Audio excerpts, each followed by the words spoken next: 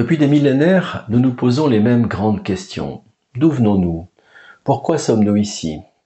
Que devient notre conscience après la mort? Qui a créé l'univers? Etc. etc.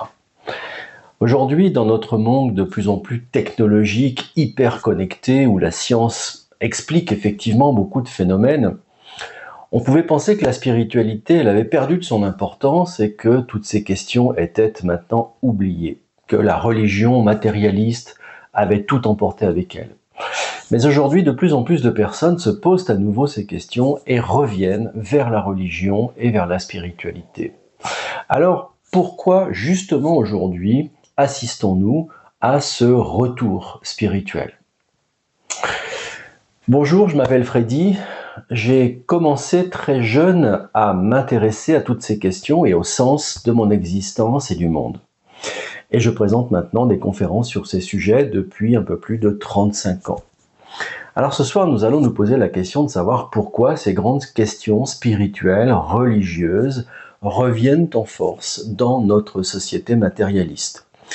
Ces questions, elles étaient autrefois encadrées par la religion, par les traditions. Mais aujourd'hui, comme on le voit, beaucoup de personnes ont quitté, voire même rejeté la religion, se sont aussi beaucoup éloignées de toutes les anciennes traditions. Et la religion nouvelle, matérialiste, elle valorise la science, la technique, la consommation, les plaisirs matériels, le bien-être corporel. Mais beaucoup aujourd'hui ressentent un vide intérieur, une perte de sens. Alors d'où vient ce manque? D'où vient ce vide que nous ressentons? Eh bien, si on fait un petit retour historique, on s'aperçoit que depuis des siècles, la vision du monde de notre Occident chrétien était celui de l'Église. Si on fait un résumé, Dieu a créé le monde, il a permis à l'homme d'exister, de vivre des expériences, de grandir et de s'épanouir en respectant les lois divines qui ont d'abord été formulées par Moïse dans les 10 commandements, puis par Jésus dans son message d'amour.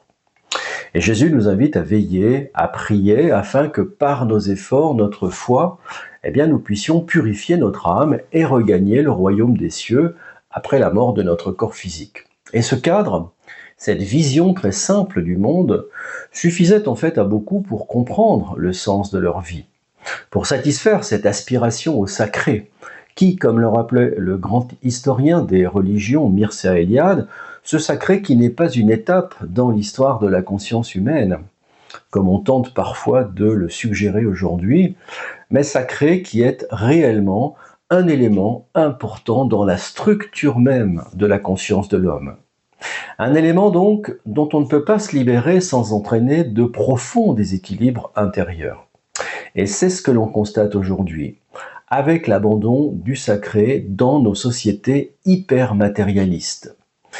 Alors la science, elle bouscule l'Église, mais elle l'aide aussi à évoluer, c'est vrai. Dès le début du XVIe, l'Église va subir les premières grosses perturbations liées aux découvertes scientifiques.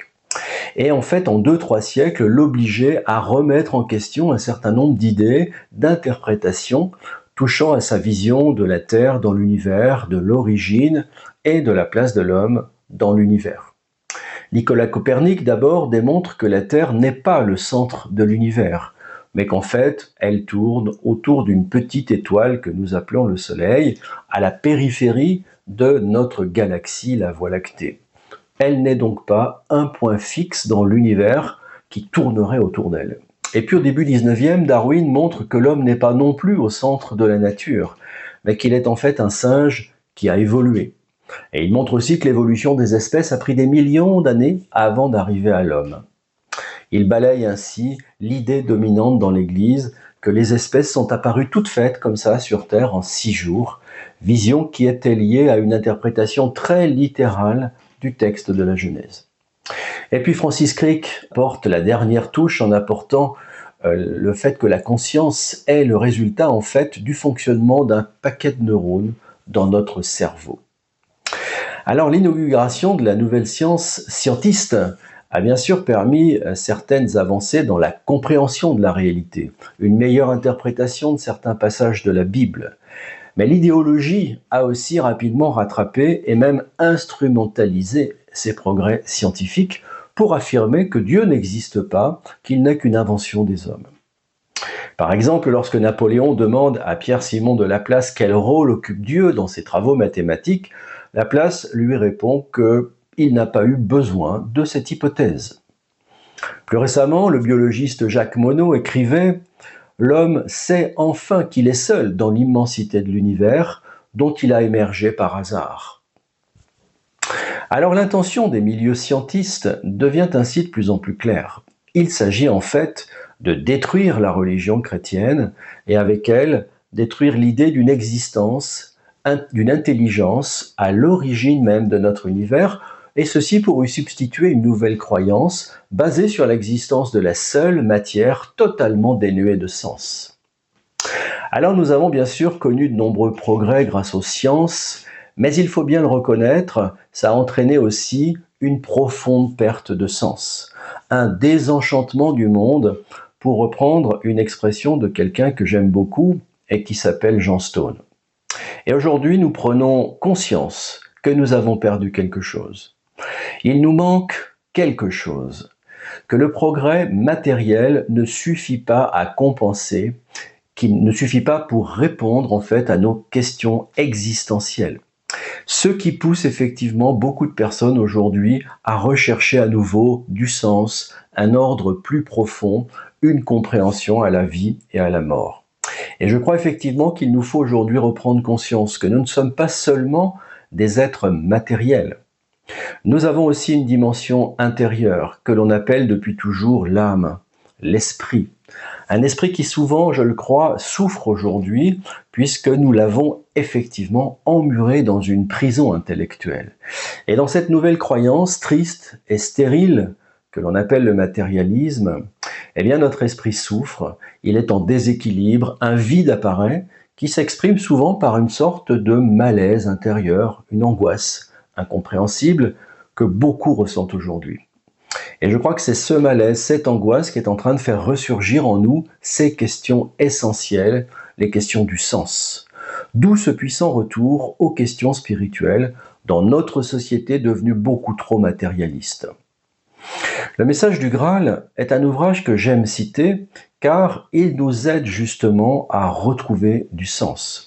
Par les explications qu'il apporte, par ses exhortations aussi, l'auteur suscite une nouvelle prise de conscience qui nous aide, en tout cas qui m'a aidé, à retrouver le chemin de notre évolution spirituelle.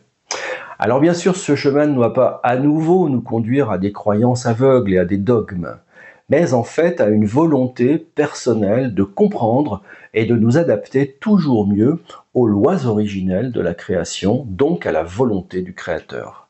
Et ça doit nous mener à la responsabilité personnelle et à l'élévation intérieure de notre esprit, mais aussi à la joie extraordinaire de prendre conscience de notre place et de notre rôle dans cette magnifique création que le Créateur met en fait généreusement à notre disposition pour que nous y vivions en paix, à nouveau libres et heureux. Voilà ce que je voulais vous dire aujourd'hui. J'espère que cette vidéo vous donnera matière à réflexion, envie d'approfondir avec moi ces questions spirituelles. Si le sujet vous parle, n'hésitez pas à vous abonner pour découvrir chaque semaine une nouvelle question passionnante, en tout cas passionnante pour moi. Vous pouvez aussi cliquer sur le pouce en l'air, me laisser vos commentaires. La semaine prochaine, je vous parlerai des expériences de mort imminente et de ce qu'elles nous apprennent surtout sur qui nous sommes vraiment.